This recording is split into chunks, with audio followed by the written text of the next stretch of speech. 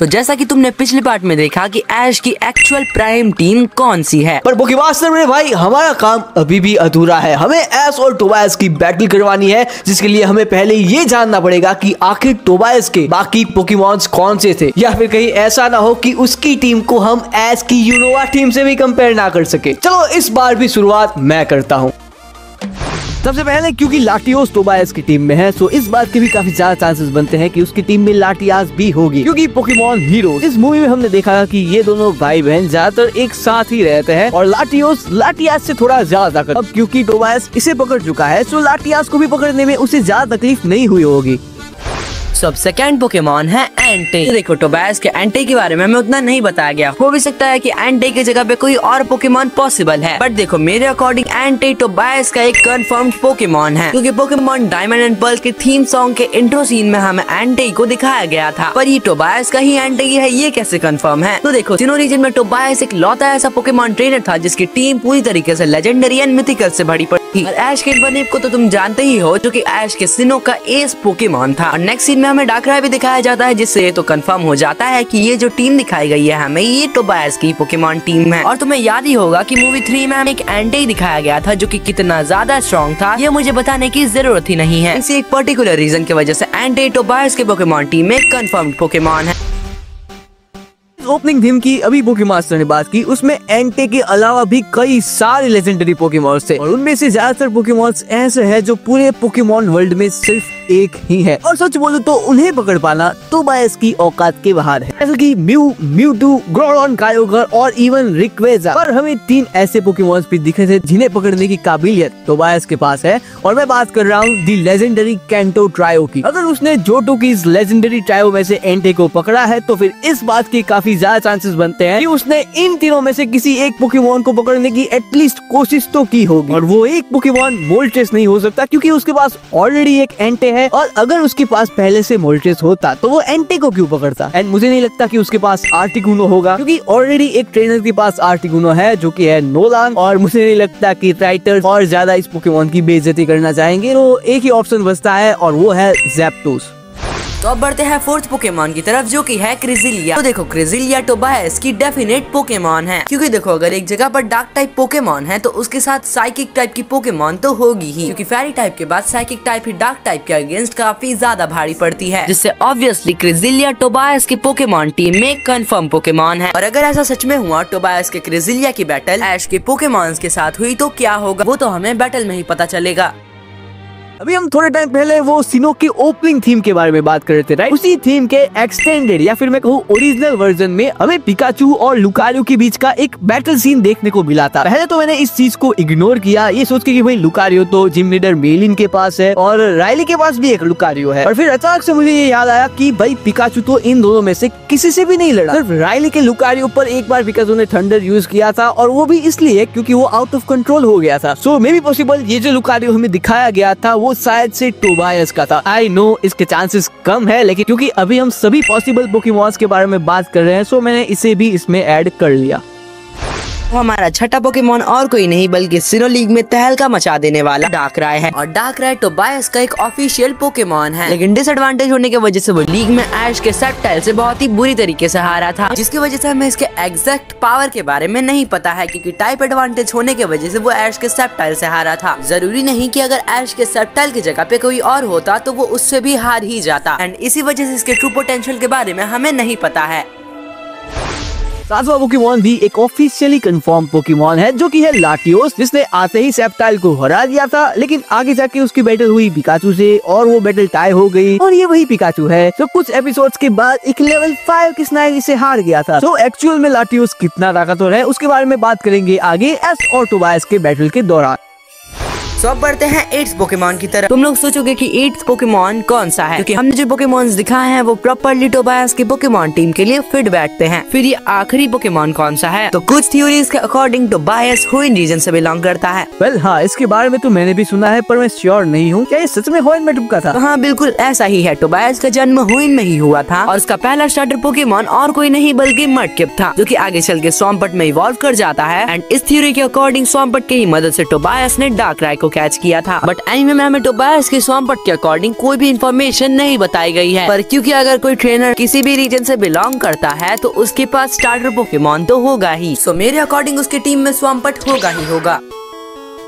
तो ये दोनों ही ट्रेनर्स के ओवरऑल 6 पोकेमॉन्स हैं। तो अब चलो कंपैरिजन स्टार्ट करते हैं। तो सबसे पहले राउंड 1 होगा टोबायस के डार्कराय वर्सेस ऐश के सेप्टाइल के बीच। तो जिनको याद है उनको तो पता ही होगा कि ये बैटल एक रीमैच है। दोनों ही ट्रेनर्स के ये दोनों ही पोकेमॉन्स हमें ऑलरेडी इस रीजन में फाइट करते हुए दिखाए गए थे, जिस बैटल में बहुत ही इजीली ऐश का सेप्टाइल टोबायस के डार्कराय को डिफीट कर देता है। बट इस बार हम लोग इन दोनों ही पोकेमॉन्स में एक एक्चुअल कंपैरिजन करने वाले हैं। तो फर्स्ट ऑफ ऑल ऐश के सेप्टाइल की टाइपिंग प्योर ग्रास टाइप की है, वहीं पे डार्कराय की टाइपिंग प्योर डार्क टाइप की है। और अगर तुम्हें याद होगा तो मूवी 10 में हमें एक वाइल्ड डार्कराय दिखाया गया था जिसने अकेले ही डायल्गा पालकिया को अपने डार्क टाइप मूव से ओवरशैडो कर दिया था। तो ये भी हो सकता है कि टोबायस का डार्कराय दूसरे डार्कराय से कई गुना ज्यादा वीक है, क्योंकि तुम खुद ही सोच के देखो कि अगर टोबायस के डार्कराय की जगह पे अगर कोई और डार्कराय होता तो वो कभी भी ऐश के सेप्टाइल के सिर्फ एक लीव ब्लेड से हारने नहीं वाला था। या तो वो ऐश के सेप्टाइल को डिफीट करता, या तो वो ऐश के सेप्टाइल को इतना ज्यादा वीक कर देता कि वो नेक्स्ट राउंड लड़ ही ना पाए। बट उसके जगह पर टोबायस का डार्कराय ऐश के सेप्टाइल से हार गया। वहीं पे अगर करंट टाइम की बात की जाए तो एग्जांपल के लिए अल्टीमेट जर्नीज में हमें एक डार्कराय दिखाया गया था जो कि टीम रॉकेट के बस एक थंडर कैनन से काफी इजीली हार गया था और उसे बचाने के लिए खुद क्रिजिलिया को आना पड़ा। इससे पता चलता है कि प्लॉट आर्मर हो या ना हो, टोबायस का डार्कराय वापस से ऐश के सेप्टाइल से हारेगा ही हारेगा, क्योंकि कार्लोस के बाद सभी सेप्टाइल्स के पास ड्रैगन टाइप अटैक्स भी आ चुके हैं, जिससे इस राउंड का ऑब्वियस विनर ऐश का सेप्टाइल है।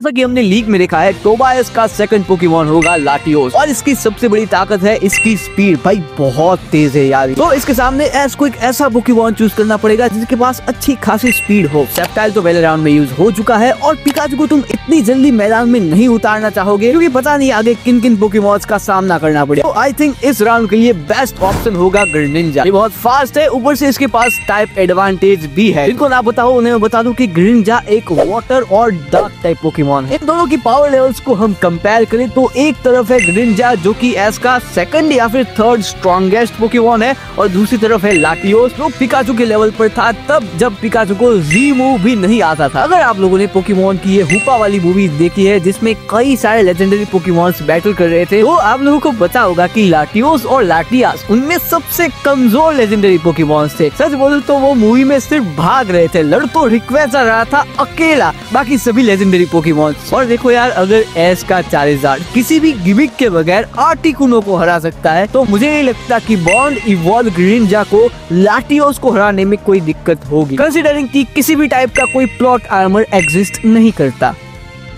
थर्ड राउंड होगा ऐश के गेंगार वर्सेस टोबायस के क्रिजिलिया के बीच। तो फर्स्ट ऑफ ऑल दोनों ही पोकेमॉन्स के टाइपिंग्स जान लेते हैं। गेंगार की typing ghost and poison type की है, वहीं पे क्रिजिलिया प्योर साइकिक टाइप की पोकेमॉन है। और टाइप एडवांटेज होने की वजह से ऐश का गेंगार इस पॉइंट में टोबायस के क्रिजिलिया से आगे है। और जहाँ पर हमें एनीमे में उतनी ज्यादा क्रिजिलियास देखने को नहीं मिली है, इसलिए हम ये नहीं कह सकते कि टोबायस के क्रिजिलिया कितनी ज्यादा स्ट्रॉन्ग है। लेकिन हाँ, हमें डायमंड एंड पर्ल में क्रिजिलिया दिखाई गई थी जिसने बस एक अटैक से डार्कराय को काफी इजिली डिफीट कर दिया था, जिससे पता चलता है कि क्रिजिलिया के मूव्स दूसरे टाइप्स के अगेंस्ट काफी ज्यादा स्ट्रॉन्ग है। वहीं पे ऐश का गेंगार जो कि डायनामैक्स और जिगांटामैक्स दोनों ही फेनोमेनास का यूज कर सकता है, और यही नहीं पावर वाइज भी वो साइकिक टाइप पोकेमॉन्स पर भारी पड़ता है। और ऑफिशियली गूगल ने भी कंफर्म किया है कि गेंगार क्रिजिलिया से कई गुना ज्यादा स्ट्रॉन्ग है, और गेंगार के डिफरेंट टाइप्स के अटैक्स भी क्रिजिलिया को हराने के लिए काफी है। सो इस राउंड का भी ऑब्वियस और डेफिनेट विनर ऐश का गेंगार है।